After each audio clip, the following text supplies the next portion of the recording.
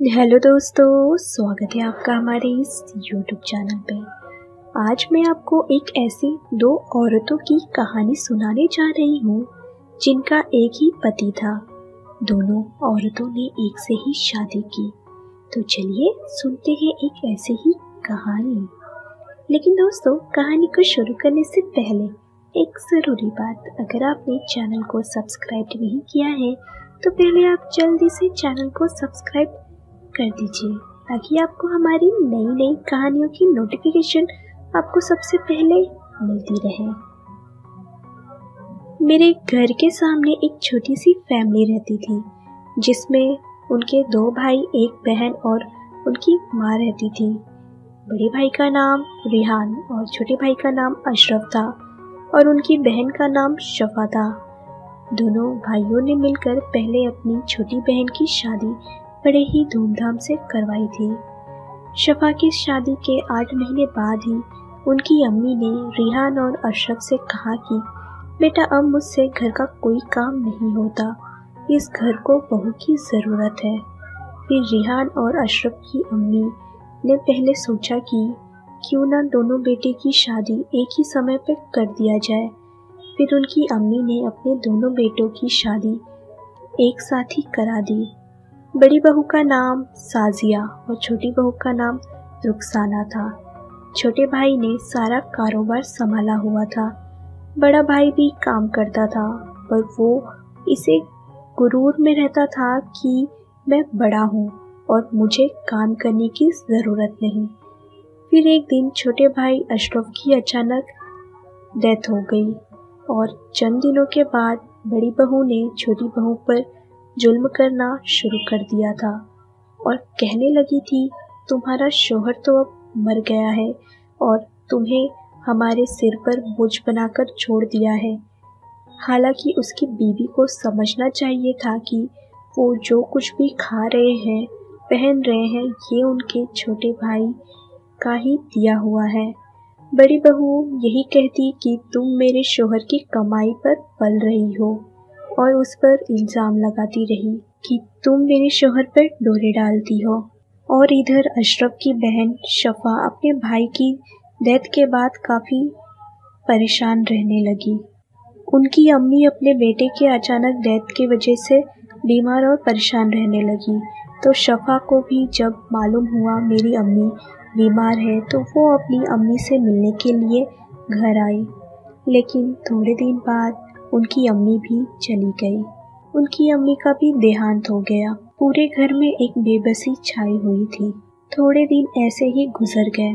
2 हफ्ते बाद जब मेहमान अपने घर चले गए तो बड़ी बहू ने छोटी बहू को घर से निकाल दिया और छोटी बहू रुखसाना कहने लगी, अब मैं कहाँ जाऊंगी, कहाँ रहूंगी। तो बड़ी बहू साजिया बोली, ये मैं नहीं जानती, जाओ कहीं भी रह लो। वैसे भी जिनके घर नहीं होते वो रोड पर रहते हैं, तुम भी जाकर रोड पे रहो। रुखसाना ने शादिया से खूब मिन्नतें की पर वो ना मानी। फिर रुखसाना रात को 1 बजे रोते हुए अपनी ननद शफा के घर पहुंची।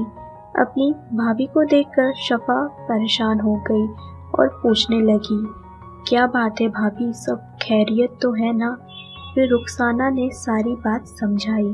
शफा ने अपनी भाभी को अंदर लिया और कहा कि हम अगले ही सुबह वहाँ जाएंगे। फिर सुबह होने पर अगले ही दिन वो साजिया के घर चली गई और उससे बात की तो बड़ी बहू साजिया ने इल्ज़ाम लगाया कि कोई औरत उसके शौहर पर डोरे डाले तो वो कैसे बर्दाश्त करेगी, ये मेरे पति पर डोरे डालती है, ऐसा साजिया बोलने लगी।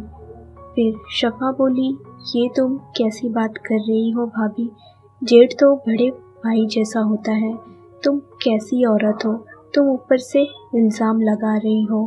तो साजिया बोली, अगर तुम इनकी इतनी सगी हो तो तुम ही क्यों ना इसे अपने घर ले जाओ, देखना ये तुम्हारे पति पर भी डोरे ज़रूर डालेगी। फिर शफा ने कहा, हाँ भाभी, मैं रुखसाना भाभी को अपने घर ले जाऊंगी, उन्हें तुम्हारी तरह इल्ज़ाम देकर नहीं निकालूंगी। साजिया ने कहा, जाओ जाओ ले जाओ, देख लेना ये तुम्हारे पति को भी नहीं छोड़ेगी। फिर शफा अपनी छोटी भाभी रुखसाना को वापस घर ले आई।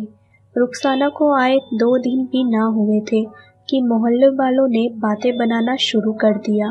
सब कहने लगी कि शफा के पति ने दूसरी शादी की है और तरह तरह की बातें चलने लगी। जब ये बात शफा और उसके पति को पता चली तो शफा कहने लगी ऐसा कुछ नहीं है। शफा सोचने लगी कि वो अपनी भाभी को घर से निकाल भी नहीं सकती। उसने अपने शौहर से कहा बदनाम तो हम हो ही गए हैं, सभी को ये लगता है कि तुमने दूसरे शादी कर ली है। आप ऐसा करें कि मेरी भाभी रुखसाना से निकाह कर ले। शफा का पति बोला ये तुम क्या कह रही हो, मैं तुम्हारी भाभी से निकाह कैसे कर सकता हूँ। शफा बोली मैं ऐसा नहीं कह रही कि आप उन्हें बीबी का दर्जा दें, आप उनसे शादी इसलिए करें ताकि मोहल्ले वाले इतनी सारी बातें ना करें। फिर शफा के कहने पर उसके पति ने रुखसाना से शादी कर ली। शफा की भाभी अब उसकी सौतन बन चुकी थी। फिर धीरे धीरे 2 महीने गुजर गए, सब कुछ ठीक चल रहा था। लेकिन एक दिन शफा को लगा कि मेरे पति रुखसाना को अब बीबी का दर्जा दे रहे हैं। और फिर एक दिन शफा रुखसाना से नाराज हो गई और बोली रुखसाना आखिर तुम अब मेरे शौहर की दूसरी बीबी हो, यानी कि मेरी सौतन हो, और सौतन एक दिन अपना रंग ज़रूर दिखा देगी। फिर रुखसाना शफा से माफ़ी मांगने लगी। रुखसाना को ये पता ही ना था कि शफा आखिर क्या कह रही है। फिर भी रुखसाना शफा के आगे हाथ जोड़ने लगी और कहने लगी आप जैसा समझ रही हैं वैसा कुछ नहीं है। मैंने तो अभी तक अपने शौहर को अपना मान रखा है, मैं अभी भी अपने शौहर को भूली नहीं हूँ, और मैं कैसे आपके शौहर को अपना शौहर स्वीकार कर सकती हूँ। वो तो आपके ही हैं, मेरे नहीं, और ना ही आपके शौहर पर मैंने दूसरी बीबियों वाला हक जताया। ये आपके शौहर है और आपके ही रहेंगे। शफा कहने लगी तुम आखिर मेरी सौतन हो और एक ही घर में रहती हो, तुम्हारी नज़र मेरे शौहर पर ज़रूर रहेगी। ये सारी बात शफा का पति बाहर से सुन रहा था, और जब वो सामने आया तो उसने कहा शफा ये तो तुमने ही कहा था कि रुखसाना भाभी से शादी कर लो और अपनी बीबी का दर्जा दे दो, तुम ही उन्हें ऐसा बोल रही हो। तुम उन्हें घर से ना निकालो, आखिर वो कहाँ जाएंगी। शफा रुखसाना से बात नहीं करती थी।